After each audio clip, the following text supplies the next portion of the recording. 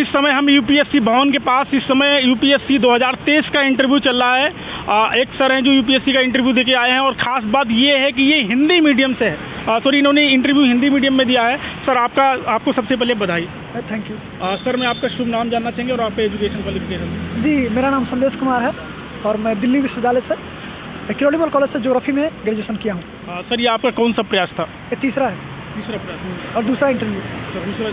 Sir इसके पहले जब आपने इंटरव्यू दिया था तो और इसमें आपको अभी जो इंटरव्यू हुआ इसमें आपका क्या लर्निंग मिली सर?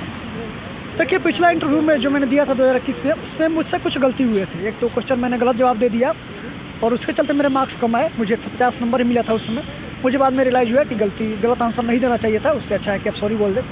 इस बार आज जो इंटरव्यू हुआ है उसमें मैंने यही किया कि जो मुझे नहीं आ रहे थे मैंने सीधे सॉरी बोल दिया और मुझे ऐसा लगता है कि आज का इंटरव्यू ज़्यादा अच्छा हुआ है पिछले बार की तुलना में। पिछली बार गया सर आपका ये कौन सा, जैसे आपने जो इंटरव्यू दिया तो ये आपका जो सबसे पहला रिएक्शन क्या था जब आपका इंटरव्यू स्टार्ट हुआ?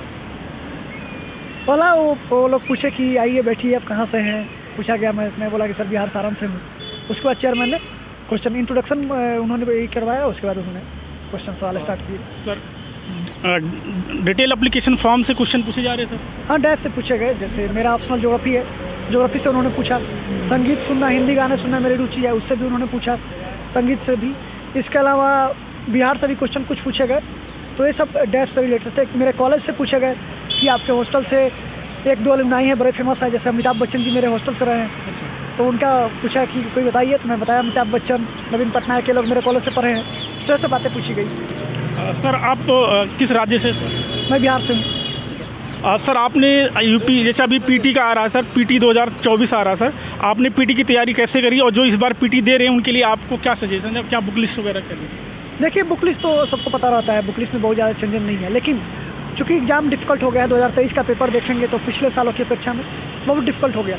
तो अब यहाँ थोड़ा आपको स्ट्रेटजी बनाना होगा, थोड़ा प्लानिंग करना होगा। और ऑप्शंस जो अब एलिमिनेशन ट्रिक्स फेल हो रहे हैं, तो यहाँ आपके थोड़ा क्वेश्चन जो 22-23 का आप क्वेश्चन देखें उसको प्रैक्टिस करें और फैक्चुअल चीज़ अब ज़्यादा पूछा जा रही, फैक्ट पे ध्यान दें। साथ साथ ऐसा देखा गया है पिछले 2-3 साल में कि ज्योग्राफी का वेटेज बढ़ रहा है। ज्योग्राफी से 20 क्वेश्चन के आसपास पूछे जा रहे हैं। तो ज्योग्राफी को इन्वायरमेंट जो है इस सबसे ज़्यादा क्वेश्चन आ रहा है। इस सब पे आप ध्यान दें। पॉलिटी को पढ़ें। पॉलिटी लक्ष्मीकांत के अलावा भी आप चाहें तो कुछ और चीज़ें पढ़ सकते हैं। तो आपको एक ट्रेंड समझना होगा कि जो चीज़ें बढ़ रही है, ज्योग्राफी बढ़ रहा है, इन्वायरमेंट, इन सब चीज़ों को पढ़ें और क्वेश्चन को सोल्व करने का प्रैक्टिस करें बार बार। जैसे ऑप्शन है, 4 ऑप्शन पूछे जा रहा है कि कितने पेयर सही हैं, पेयर 1 पेयर 2। इसमें आप चाहें तो कुछ ट्रिक लॉजिक लगा सकते हैं। जैसे जनरली देखा गया पिछले बार 40-42 क्वेश्चन पूछे गए, उसमें अधिकतर 20 का आंसर ओनली 2 पेयर था। तो ऐसी चीज़ें आपको ध्यान करना होगा। उसका कुछ ट्रिक्स है कि कैसे आंसर हो रहा है। इसके अलावा सीसेट डिफिकल्ट हो रहा है, तो सीसेट पे आपको कॉम्प्रिहेंशन में ऑप्शन आसानी से एलिमिनेट हो जाते हैं। कॉम्प्रिहेंशन जो है, तो कॉम्प्रिहेंशन में आप ऑप्शन को एलिमिनेट करके और वहाँ अपना एक्यूरेसी बढ़ा सकते हैं। इसके अलावा आपको कुछ ट्रिक्स लॉजिक है वो सब सीखने होंगे, प्रैक्टिस करने होंगे। और मैथ्स रीजनिंग का तो प्रैक्टिस करना ही होगा क्योंकि मैथ में डिफिकल्ट आने लगा है। तो सीसेट में विशेष तौर से क्या फोकस करें? काफ़ी चैलेंजिंग हो जा रहा है विशेष तौर हिंदी मीडियम के लिए। हाँ, देखिए, हिंदी मीडियम के लिए सीसेट डिफिकल्ट है। ऐसे अब तो इंग्लिश मीडियम वाले के लिए है। लेकिन मैथ्स और रीजनिंग आप थोड़ा बहुत पढ़ें, ऐसा नहीं कि पूरे स्किप ना करें।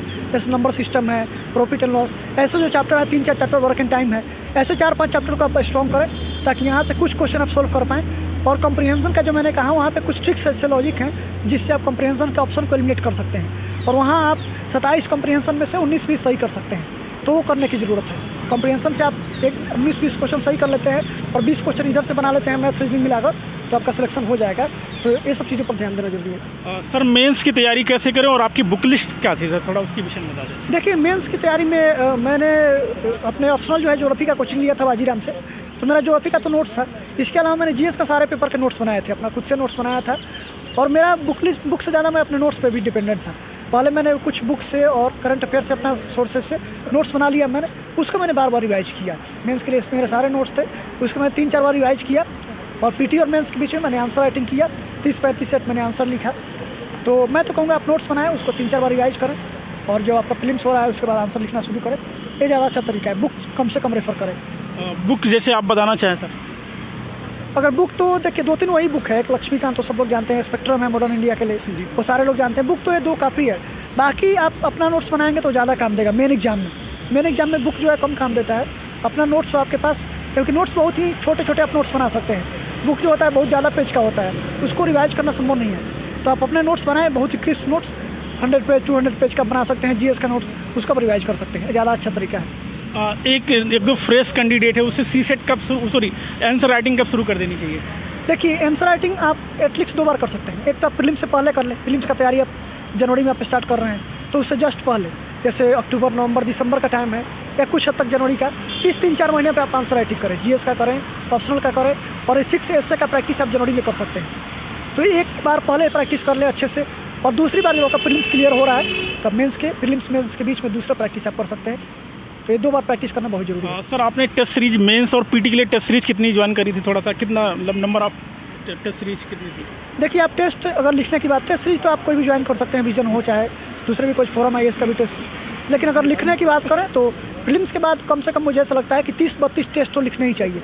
30-32 टेस्ट अगर आप लिखते हैं 3-3 घंटे के तो आपको पूरा प्रैक्टिस हो जाएगा, आप 3 घंटे में पेपर कवर कर लेंगे। कम से कम 32 टेस्ट लिखना चाहिए, मेरा ऐसा मानना है। सर ये काफ़ी लंबी जर्नी होती है, लोग डीमोटिवेट होते हैं तो क्या करते थे आप? देखिए तो सबके साथ होता है कि आप, ऐसा नहीं है कि अप डाउन्स आते रहेंगे इसमें। कभी आपको लगेगा कि मैं तो क्लियर कर लूँगा, आप अच्छा परफॉर्म कर रहे हैं, कभी ऐसा भी लगेगा कि अब तो हमसे होगा नहीं। तो ये अप डाउन्स लगे रहते हैं। और वही है कि जब आप डाउन फेज में जा रहे हैं, चूँकि आप अच्छा कर रहे हैं तो कोई दिक्कत नहीं, जब आप डाउन फेज में जा रहे हैं तो उसमें आपको जीरो नहीं होना है, अपने स्टडी को कंटिन्यू रखना है। ठीक है, आपने 10 घंटा नहीं पढ़ाई किया, आप 2 ही घंटा पढ़े, 3 घंटा पढ़ें, आप रोज़ 50 पेज पढ़ते हैं, ज़रूरत नहीं आप 10 पेज ही पढ़ें, 12 पेज पढ़ें। डाउन फेज की मैं बात कर रहा हूँ, डिप्रेशन में आप चल रहे हैं, 10 पेज पढ़ें, 12 पेज पढ़ें, आप 2-3 घंटे ही पढ़ें, लेकिन अपने स्टडी को कंटिन्यू रखें। धीरे धीरे आप अपने आप देखेंगे कि आपने फिर वो आपका जो अपर फेज है वो आ गया है, लेकिन जीरो नहीं होना है। कितना भी डिप्रेशन हो, जीरो ना हो। डाइवर्सिफाई करें चीज़ों को, एक सब्जेक्ट नहीं 3-4 सब्जेक्ट पढ़ें। ये सब डिप्रेशन से निकलने का तरीका है। ये सब चीज़ें हैं, कुछ जो लोग अच्छे किए हैं इसमें बार बार असफल होकर, उनसे कुछ वीडियोज़ देख सकते हैं, ये सबसे आप अच्छा कर सकते हैं। सर आप जब आप अभी जो लोग तैयारी कर रहे हैं, आखिरी मैसेज आप कोई देना चाहें? आखिरी मैसेज मैं यही देना चाहूँगा कि देखिए एग्ज़ाम बहुत कुछ बदल चुका है पिछले 5-6 सालों में। आपका जो हार्ड वर्क है वो 40-50% है, बाकी आपके प्लानिंग, आपके स्ट्रेटजी, आप कैसे एग्ज़ाम को डील कर सकते हैं, एग्ज़ाम के दिन आप कैसे परफॉर्म करते हैं, 50% है। तो मैं कहूँगा कि आप ब्लाइंडली इसको तैयारी को ना लें, मैकेनिकल तैयारी ना जाए, बार बार अपने स्ट्रेटजी बनाएं और उसमें सुधार करें। क्या गलती हो रही है उस पर ध्यान दें, लगातार आप अपने आप को इम्प्रूव करें, ऐसे स्ट्रेटजी प्लानिंग पर जोर दें तो आप सफल हो सकते हैं। क्योंकि हार्ड वर्क तो करने वाले बहुत सारे लोग हैं, लेकिन प्लानिंग स्ट्रेटजी आपका सही रहेगा तो आपको सफलता मिलेगी इसमें। आपका बहुत बहुत बधाई, आपका सिलेक्शन हो यूपीएससी आईएएस में इस बार। Thank you sir.